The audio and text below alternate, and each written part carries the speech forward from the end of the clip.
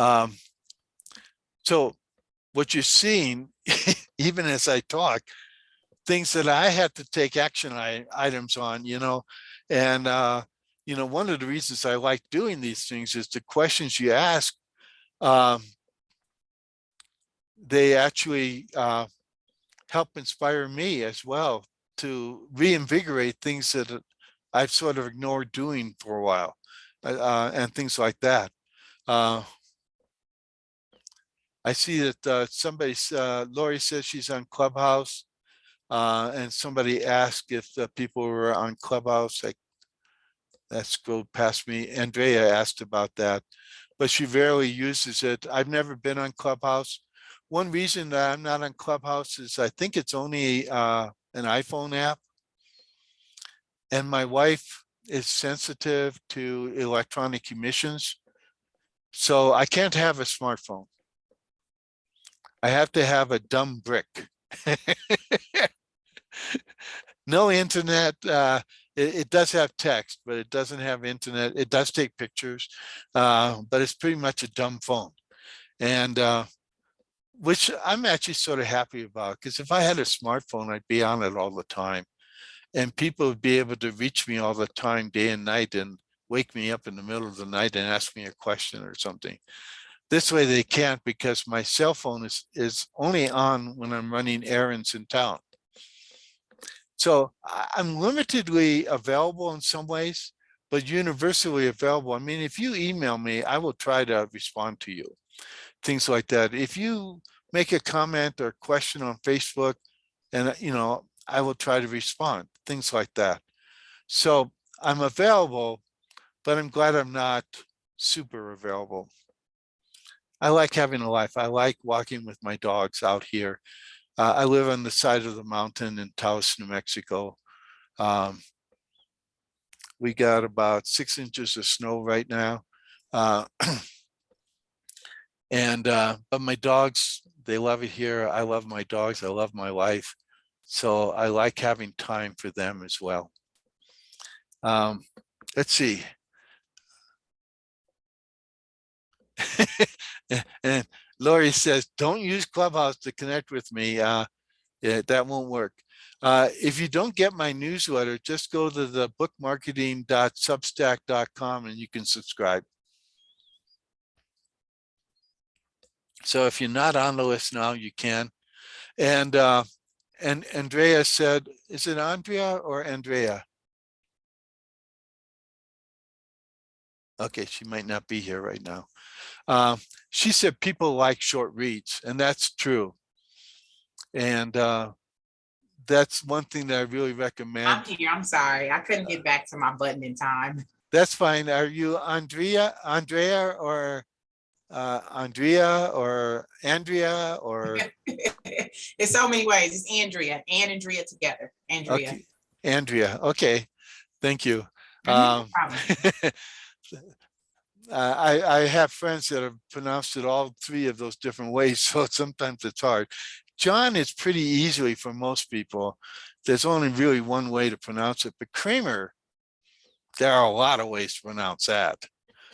Kremer, Kremer, et cetera, et cetera.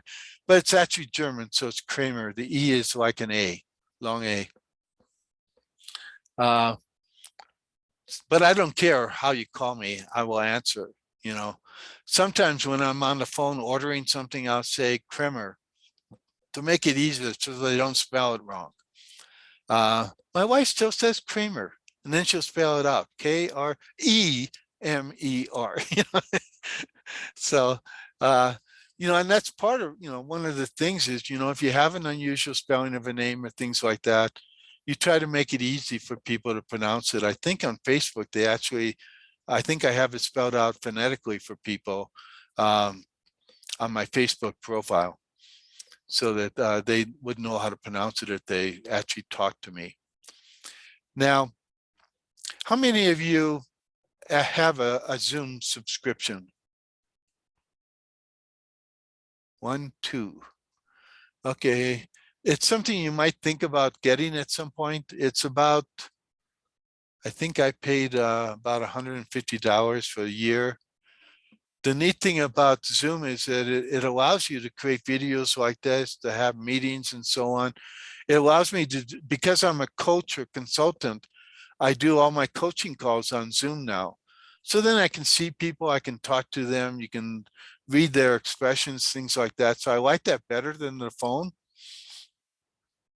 And again, you could use something like Skype, but the neat thing is Zoom allows you to, you could create a podcast recording a video on Zoom with just you, if you wanted, and record your talk on Zoom, edit it if you wanted to, but you don't necessarily have to. I sort of like a podcast where they make some mistakes, where they stumble over a word or they have to think about something, rather than a perfectly edited podcast where everything's crisp and clean. Because I think that makes a person a real person. But I do understand that if you are doing a podcast and you have a habit of doing a lot of and or then you might think about editing. I used to be really bad about the thing. I'm better at it now, but I bet I used probably a dozen times so far. I don't know, I can't remember. I don't catch myself all the time. And I do the and sometimes. And there was an So, and to me, that's fine. And I don't have a problem with that, even in a video. Being a real person rather than have it all be polished. I love listening to a really well-polished Audible book or something like that, a good reading, a good podcast where it's all clean and sharp. But I also like the one where it's not so clean and sharp, where people are interacting with each other. And one of the best kinds of podcast content you could do is to interview people. People, that is their top favorite kind of podcast to listen to, is the interview podcast, where somebody is interviewing or interacting with another person. So it could be a podcast with two people on it, and they're just interacting and talking back and forth. They're not necessarily interviewing each other. They're two people on the podcast. I think that's often much more interesting to people than just one person talking into a camera or something, or into a microphone. So who do you find to interview? You ask, you can ask anybody. At one point, I was thinking of creating a whole series of podcasts. I used to fly a lot, and I was thinking, why waste the time on the plane? I can interview the people sitting next to me. And I bet they would be interesting people. And I bet it would make for a great podcast. Now, you have to be engaged. You have to be interested in that person so that you ask good questions and so on. The questions come out of their responses, and then you carry on a conversation. If you're comfortable carrying on a conversation, you can do a pretty good podcast, a good podcast interview, and so on. You can also have other people interview you. I think one of the neatest podcasts might be, say, Lori, you have a friend, author, who you like and you like spending time with, and you write about sort of the same topics. Maybe you both write about relationships or whatever it might be. You could do a podcast together. You could just play off of each other and have fun. One of Judith Briles, who's had over 9 million downloads of her podcast over the years. That's a lot of downloads. She interviews me about 2 or 3 times a year for her podcast. We just did an interview a couple of weeks ago. It's up on my newsletter. You can actually see it on bookmarketing.substack.com. It's in the freebie area, so you can see it. But she said, I love interviewing you because we have so much fun. And that's what we do. It's a conversation. And I love joking with her, and I love having fun with her. I love her. To me, she's one of my best friends, and we like each other. And that's part of what you have. So you could easily do a podcast where just the two of you are talking about what you know. And once a week you do that. And it's a 20-minute, half-hour podcast. Could be as long as an hour, but 20 minutes or half hour would be fine. Find somebody that you like talking to and do a podcast together. That's one way to create content. Another way is to, do interviews with strangers or interviews with other authors in your area. That's always can be incredible content. Every time you write a blog post, it could also be, or article on your website, you could also create it as a podcast. And that podcast could be 5 minutes long then, or 10 minutes long. You should decide though what kind of podcast you want. It's hard to mix podcasts. In other words, do, a 1-minute podcast and then do, an hour-long interview. Because the people that sign up for your podcast are probably not signing up for both of those things. So you think about it and decide what kind of podcast you want. Probably for most authors, the best podcast is about a 15 or 20-minute podcast where you're talking with somebody, interviewing people, sharing content from your book, reading from your book. Again, one of the best contents you can do as a nonfiction, as a novelist, is to read your book during your podcast. Read, 2 or 3 pages at a time or more, depending on what length you want to choose for. In the Tell Me a Story podcast, most of those podcast episodes are 1 minute. Some of them stretch as long as 5 minutes, but nothing over 5 minutes. Most of them were 1-minute podcasts. And I like doing that kind of podcast. And I'm going to be starting up a new podcast called Heroes for Today. And I'm using that as an example.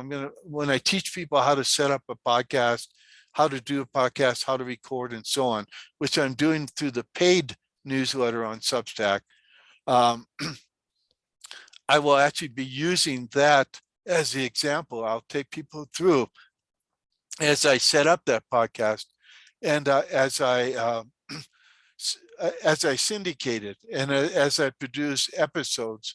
You'll be able to watch me doing it through the paid version of the Substack newsletter on book marketing.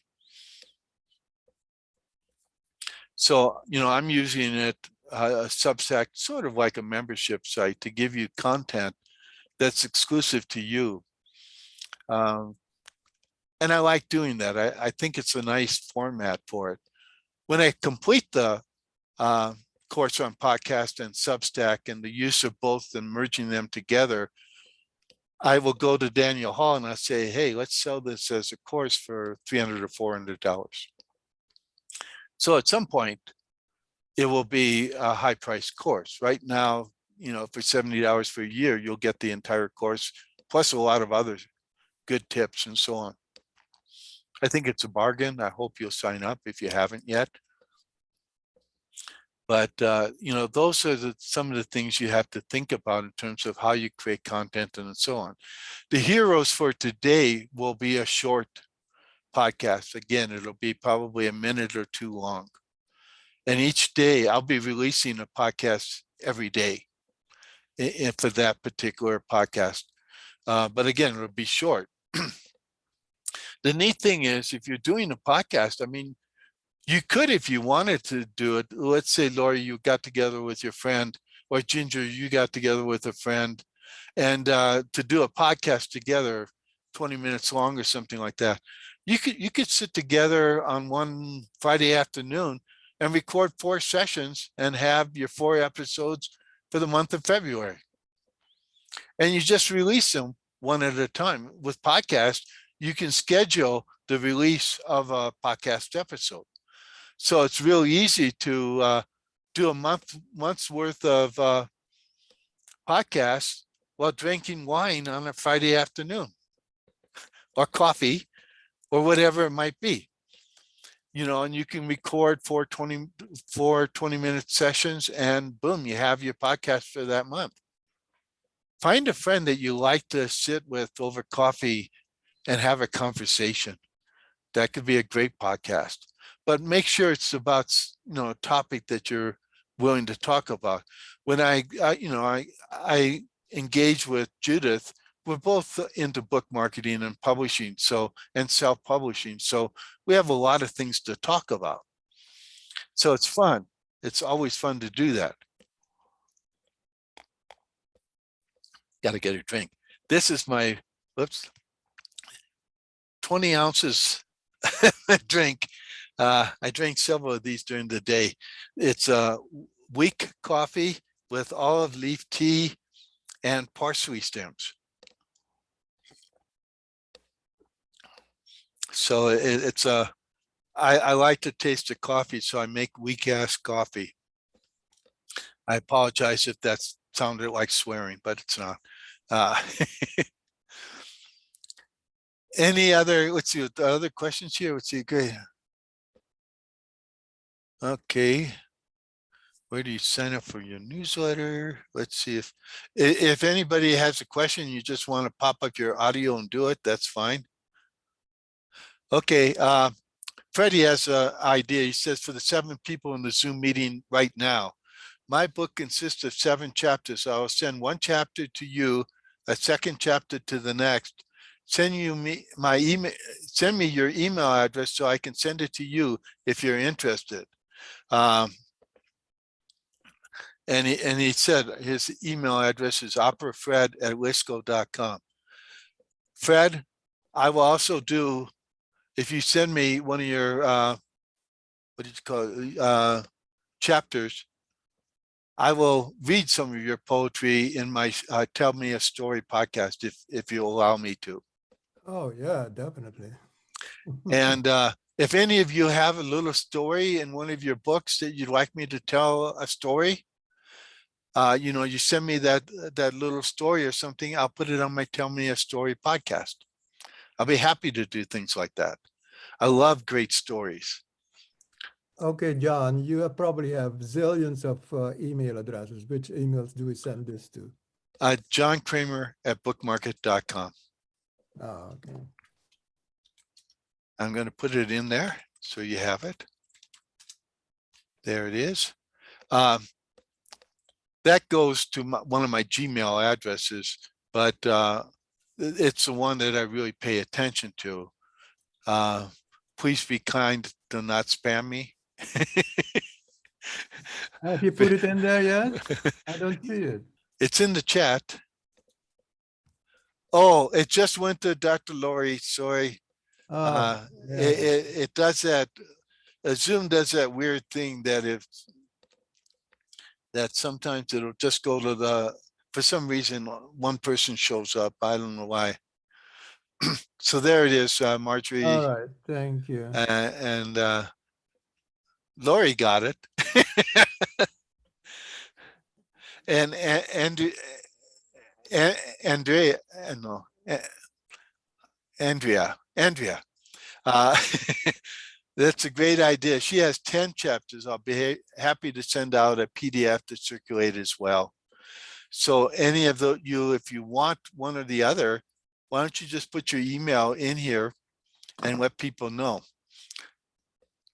that you'd be happy to get one of their emails. Or that you'd like to get their book or something like that. So Andrea, you can send it to me as well. And again, highlight if there's a story there that I can tell in a minute or two, I will put it on my Tell Me a Story podcast. One of the reasons that I really love podcasts right now is that you can syndicate podcasts. Your blog post, it goes up on your website, but where else does it go? It might get sent out to people as an email, but it doesn't get syndicated to very many places, if any at all. It does if you have FeedBurner or something like that. The RSS feed might get syndicated somewhere.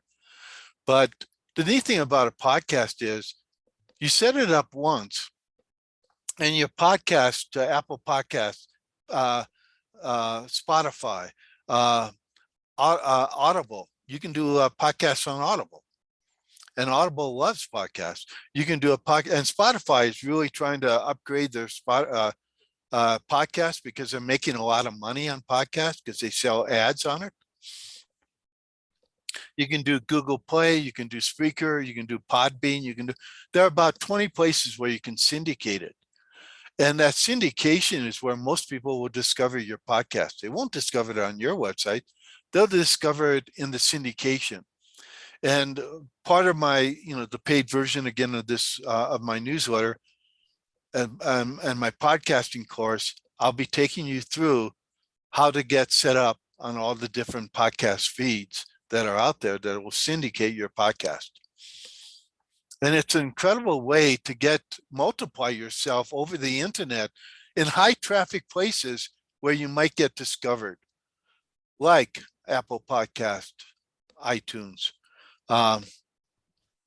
Google Play, Spreaker, Audible, Amazon Music, and so on. And I'm going to be taking you through and showing you how to get your podcast on each one of those platforms. I'm actually looking forward to doing that part because I'll be doing it as I syndicate my Heroes for Today podcast. So, I love doing things that's got like a double whammy where you're doing something for you, but it also helps other people. That's always fun when you can share what you're doing and show them. On my newsletter the other day, I showed you, I was just gonna,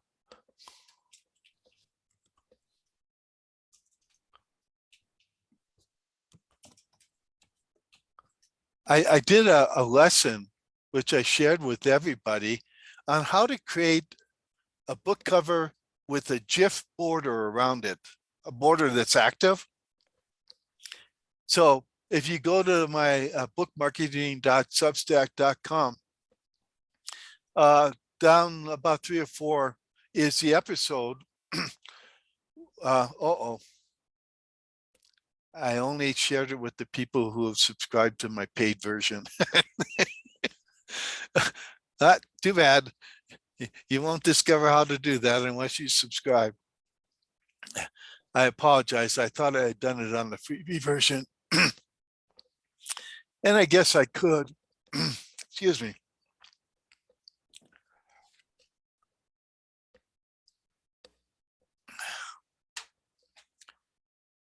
Okay, so Marjorie has an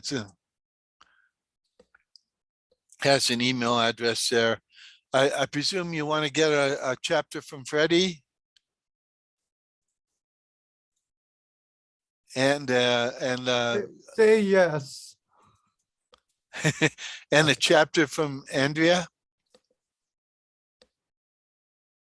Okay, from anybody who's offered, she'd be happy to get a chapter from you. Phil, again, yes. So if anybody else wants to make that offer, you can do that as well.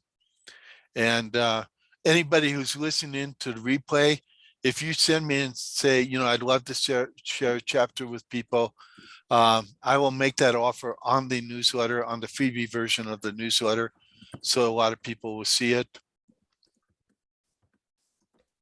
So Andrea has launched a podcast named after her book, and I'm looking to be a guest on podcasts. What's the name of your book?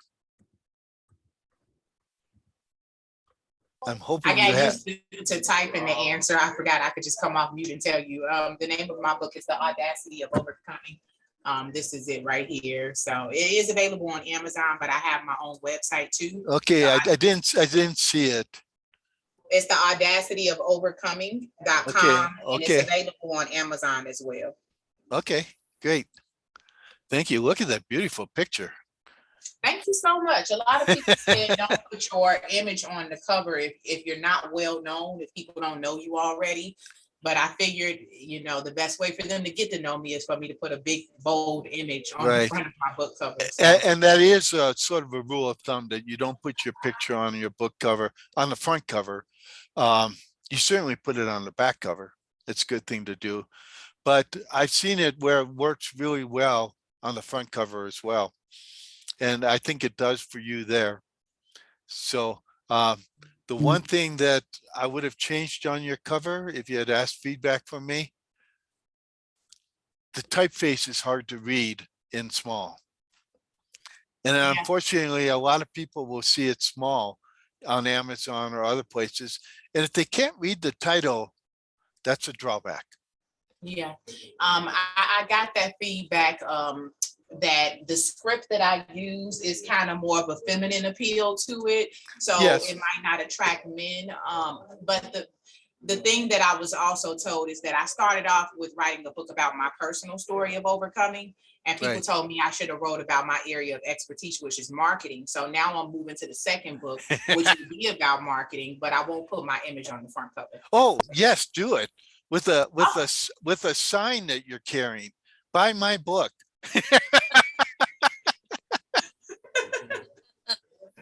That's creative. That's creative. I think it would work for a book on marketing. So that's why I And did it's not that. just about marketing books, it's about marketing. Oh in no, I different knew it wasn't industries. about Yeah. book marketing. I figured it was a general book on marketing. Buy my book, the new book, not this book, but the new marketing book. Buy Yeah. this book. Yeah. That would be a great image. Yeah. And that could be fun, a fun thing to do. So and Maria, you can mention your book. It's perfectly fine. The Life and Times of Mental Illness. Okay. I'm going to bring that up because it's a 6x9. It's about a young man's journey through substance abuse and mental illness and the ramifications thereof. Essentially, it's filled with a bunch of little short stories about his life and ways of relating to his circumstances. How's that? Is he still alive? He's still alive. I had a client who wrote a book.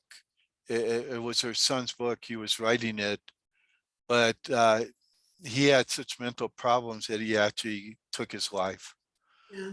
And so she A lot of published them. a book in honor of him.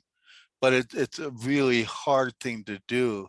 For her, it devastated her life for a while.